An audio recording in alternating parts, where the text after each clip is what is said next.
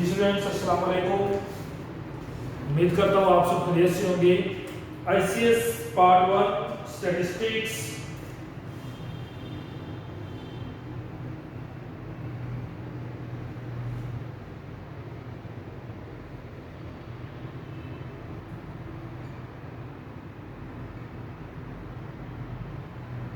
और chapter number है 3 measures of location average है सेंट्रल टेंडेंसी चैप्टर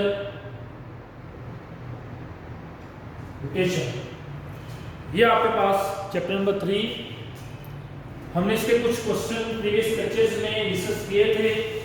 आज का जो हमारा क्वेश्चन है 3.19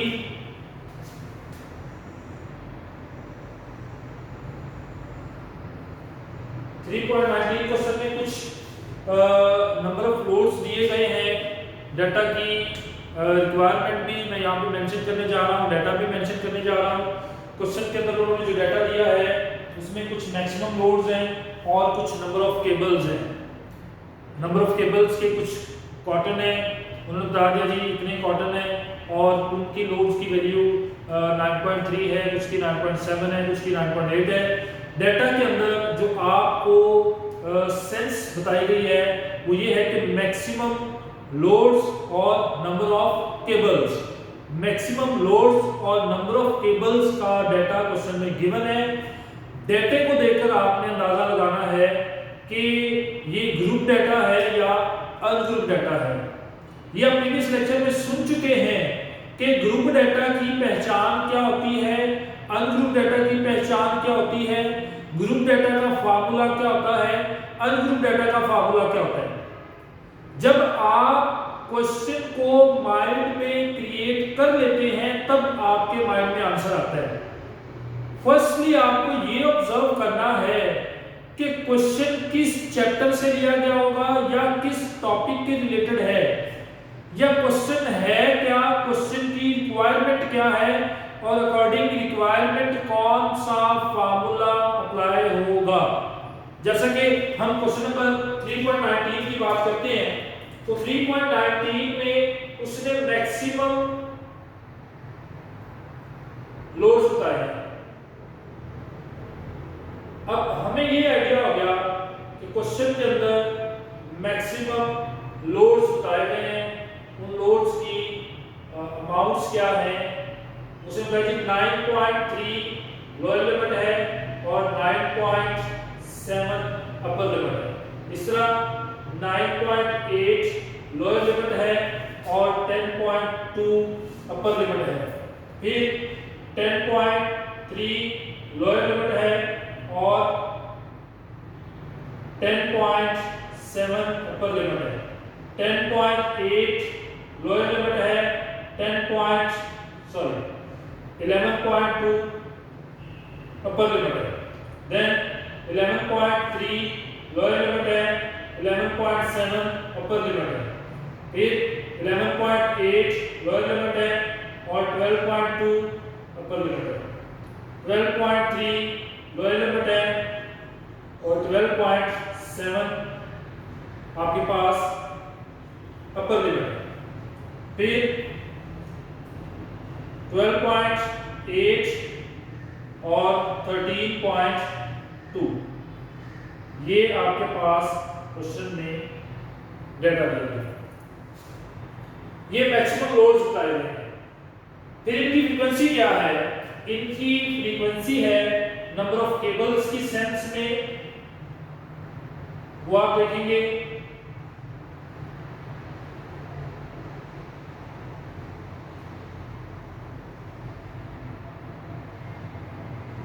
अगर नंबर ऑफ केबल्स की बात करें तो वो है जी फ्रीक्वेंसी में 2,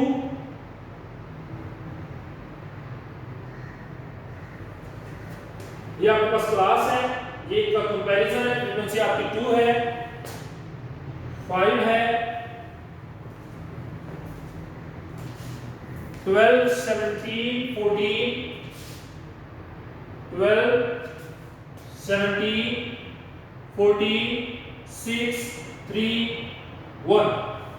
ये आपके पास क्वेश्चन में एक फ्रीक्वेंसी दी गई है, जो उसकी रिक्वायरमेंट है, ये डाटा है। सबसे पहले आपने ये ऑब्जर्व करना है कि ये डाटा है कौन सा, ग्रुप है या अनग्रुप है। ये ग्रुप डाटा है। अनग्रुप डाटा की पहचान क्या होती है? Single solo data, not compare with other data. किसी भी दूसरे डाटा के साथ उसको कंपेयर नहीं किया जाता। लाइक मैं कहता हूं जी नंबर ऑफ प्रोफेसर, एग्जांपल के लिए अनग्रुप डाटा क्या होता है?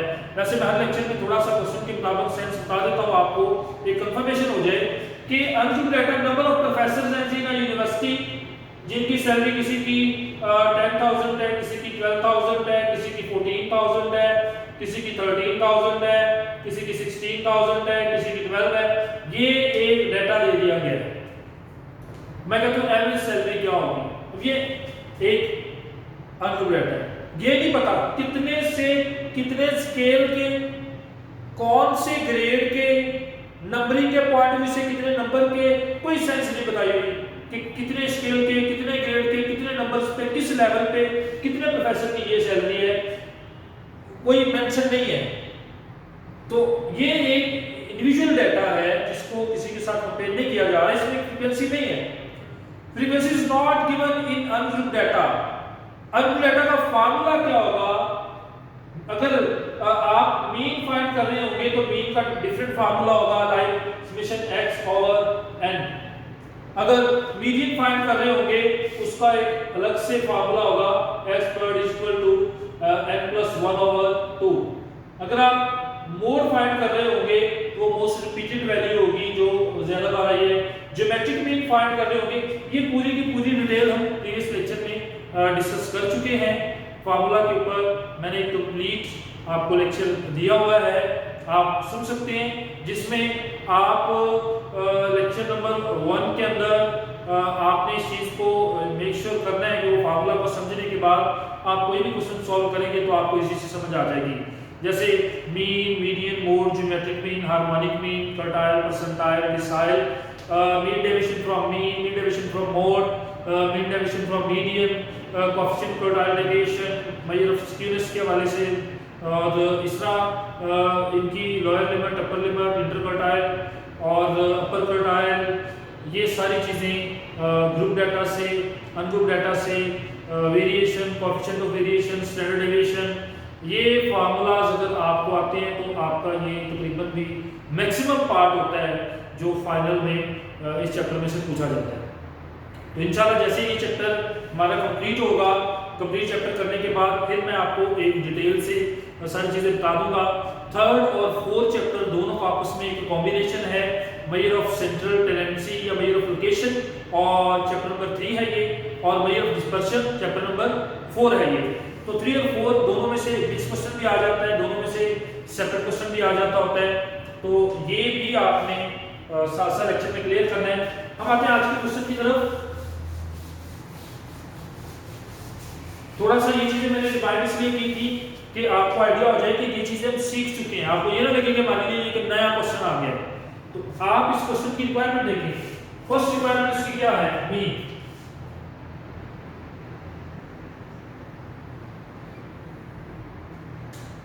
आपने फाइंड करना है अरिथमेटिक मीन। जैसे ही अरिथमेटिक मीन का जिक्र हुआ, ये डाटा है अरिथमेटिक मीन फाइंड करने का, जब एक जिक्र हुआ, रिक्वायरमेंट हुई, तो आपके माइंड में आ गया कि फार्मूला कौन सा लगाना है, ग्रुप का या अनग्रुप का। डाटा कौन सा है? ग्रुप है। फार्मूला कौन सा लगेगा? ग्रुप का। साथ ही माइंड में ये क्वेश्चन आ गया कि अरिथमेटिक मीन फाइंड करने के लिए ग्रुप डाटा का फार्मूला तो लगेगा, लेकिन मेथड कौन सा?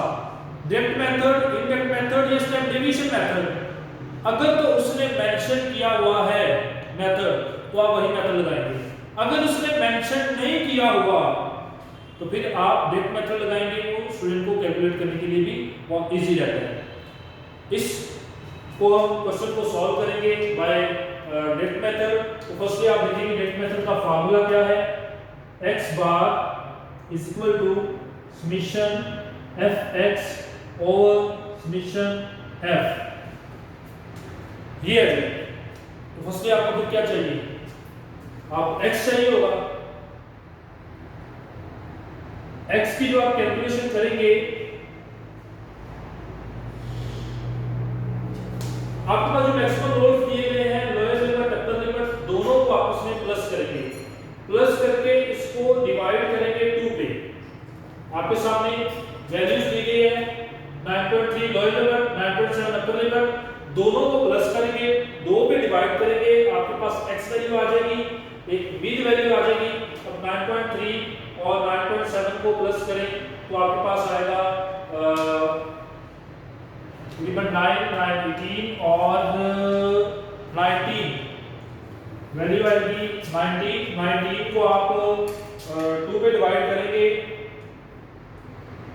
9 कैलकुलेटर का इस्तेमाल करना है, प्लस 9.7 डिवाइडेड बाय 2, आपके पास आ गया 9.5।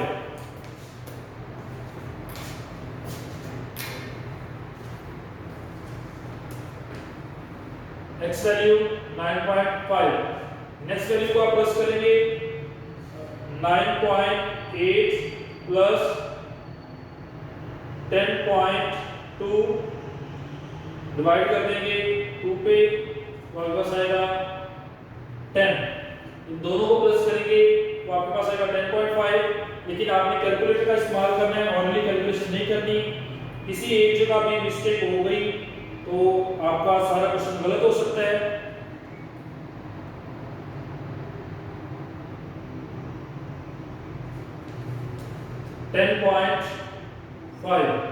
फिर अगर इन दोनों को प्लस करेंगे, 2 पे डिवाइड करेंगे, आपके पास आएगा 11।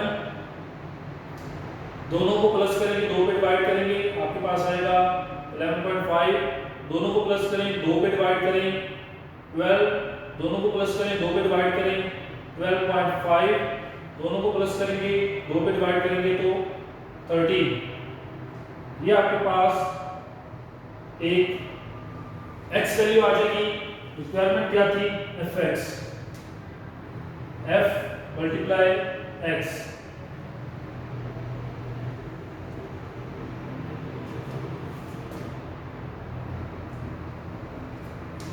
आपके पास f फ्रीक्वेंसी मौजूद है और x ये दिया गया है, आपस में इनको मल्टीप्लाई करेंगे तो वैल्यू रिपीट हो जाएगी।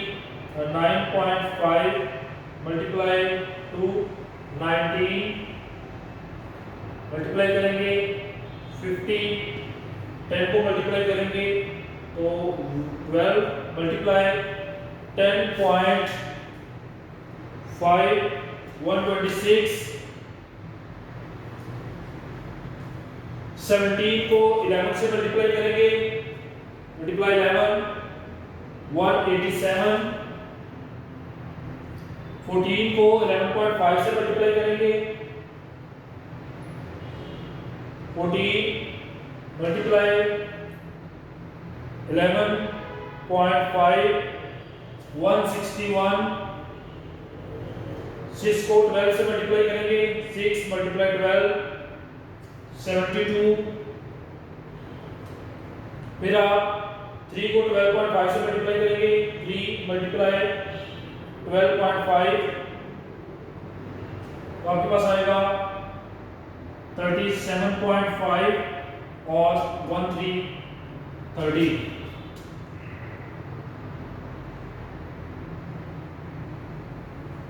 ये आपके पास fx आ गया, आप इसको प्लस करेंगे क्योंकि रिक्वायरमेंट आपकी क्या है, मीन की fx।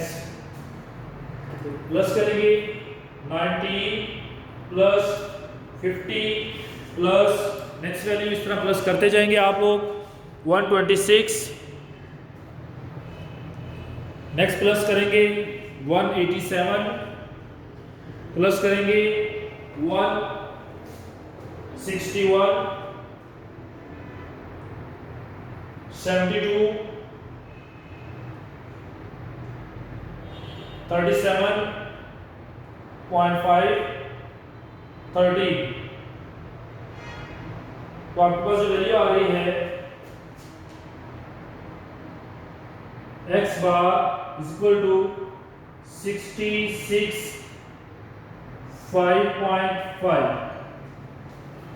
ये 66.5 कैसे आया? आपने इनको आपस में प्लस किया है, सब वैल्यूज आपस में क्या हो गई? प्लस हो गई। उसके बाद बिलियन में है। फ्रीक्वेंसी को आप प्लस करेंगे सारी वैल्यूज को, ऑलमोस्ट 60 आएगा। 2 + 5 + 12 + 17 + 14 + 6 + 3 + 1 60। ये आपके सामने जो कैलकुलेशन आ रही है, इनको आपने प्लस किया, फ्रीक्वेंसी प्लस हो गई और fx ये प्लस हो गया। इनको प्लस क्यों किया? क्योंकि फार्मूला की जो रिक्वायरमेंट थी वो ये, यहाँ पे आ जाएगा 60। अगर आप इसको 5.5 को 60 पे डिवाइड करेंगे तो ऑलमोस्ट आपके पास जो आंसर आएगा 11 पॉइंट समथिंग आएगा। 65.5 डिवाइडेड बाय 60, 11.0916। ये आपके पास अर्थमेटिक मीन है बाय ग्रुप डेल्टा।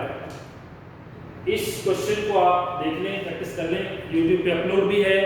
आप अगर जहाँ पे आपको ये लेक्चर मिल रहा है आप उसको क्लिक कर दें, सब्सक्राइब कर देंगे तो आपको ओवरऑल जो रिफ़ा कॉलेज की तरफ से हैं लेक्चर्स मिलते रहेंगे।